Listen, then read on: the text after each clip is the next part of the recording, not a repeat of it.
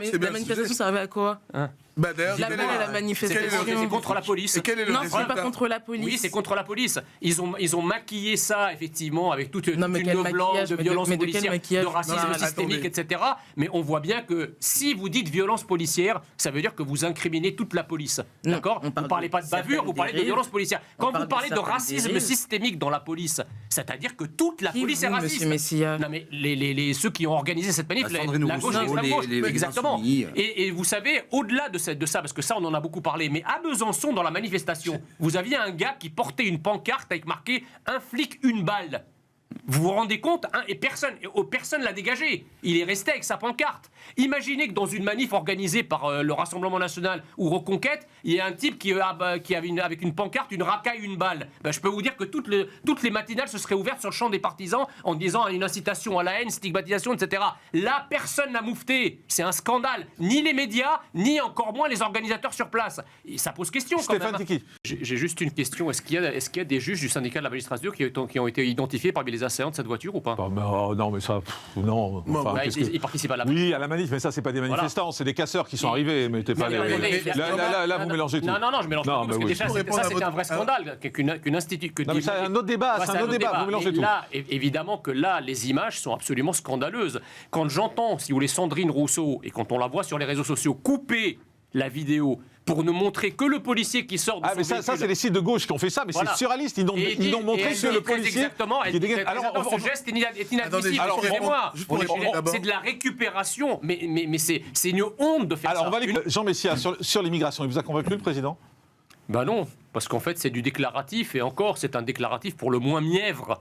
Je crois que quand vous avez près de 70% des Français qui souhaitent, et les sondages, après sondage, le montrent, l'arrêt de l'immigration, les Français ne veulent plus accueillir de migrants, donc c'est presque une demande démocratique, même si ce sont les sondages qui l'expriment. À un moment, si vous voulez, il faut que le président, il faut que le gouvernement entende.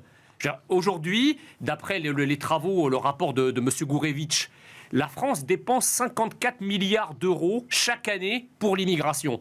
Donc déjà, les leçons du pape sur le fanatisme de l'indifférence, je ne vois pas où il le voit. Je ne connais pas un pays qui dépense autant sur l'immigration que la France. En tout cas, on est dans le peloton de tête, à minima.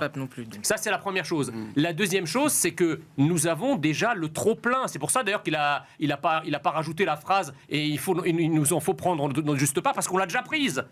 Et ô combien? C'est exactement ce qu'il a dit. Et ô combien? Oui, mais le problème, si vous voulez, c'est qu'une fois, on ne demande pas au président de la République de constater.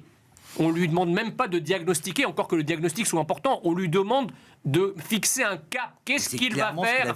Qu'est-ce qu'il va faire pour arrêter l'immigration, pour faire en sorte que l'immigration illégale n'arrive pas sur nos côtes? Il a expliqué, il a dit c'est l'Europe.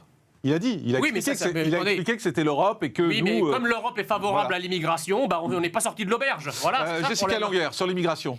Mais déjà, premièrement, je ne suis pas d'accord avec les propos de Jean Messia. Le contraire m'aurait étonné. Non, mais le pape n'a pas dit qu'on était indifférent vis-à-vis de l'immigration. Si, c'est ce qu'il a dit. Non, le fanatisme de l'indifférence, c'est l'expression du pape. A avant tout exprimé que nous devions considérer ces migrants comme des êtres humains. Et c'est le message qui est sorti. Premièrement, c'est le message qui est sorti. Et donc, si on veut considérer ces individus comme des êtres humains, il faut dans ce cas-là aussi mettre les moyens. On n'arrêtera jamais l'immigration. Qui les considère comme des, je ne considère pas comme des êtres humains? Je vous invite déjà à venir à la réalité. L'immigration ne s'arrêtera pas. L'immigration continuera pendant des années, des années. Comment ils ont fait en Australie? Mais je suis désolé. La politique du no way ne s'arrêtera pas. L'Australie est une île. Il y a le droit de la mer aussi en Australie. Pourquoi il n'est pas instrumentalisé pour faire débarquer des gens en Australie? Jean Messia, ce que dit Jessica, en fait, tout le monde le dit, ce n'est que le début.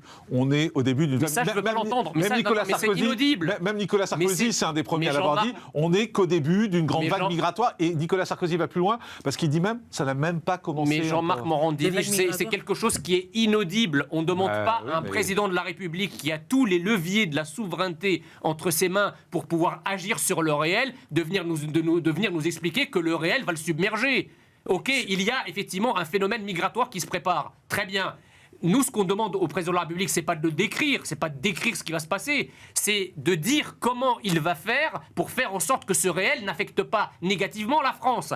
Et ça, je suis désolé, on n'a pas de modus operandi de son côté. Mais ce qui est fascinant, si vous voulez, sur la politique économique, ou en tout cas ces mesures sectorielles, le président de la République, en réalité, veut faire porter sur le secteur privé le prix de sa propre politique. C'est-à-dire que lui, il décide d'une politique économique, mais ce n'est pas lui qui la gère, en fait. C'est-à-dire que c'est aux distributeurs de carburant de faire la politique économique du gouvernement. Mais ce matin, ils ont répondu non, déjà. De toute façon, sur la vente à prix coûtant, ils ont dit non, parce que vendre à prix coûtant, ça revient à vendre à perte pour eux, parce que dans le prix coûtant, il n'y a pas, par exemple, les salaires des pompistes. Donc ça veut dire que c'est eux qui vont devoir. Donc c'est impossible. Disons que la grande distribution qui a des stations-service peut faire ça, parce qu'elle se rattrape sur...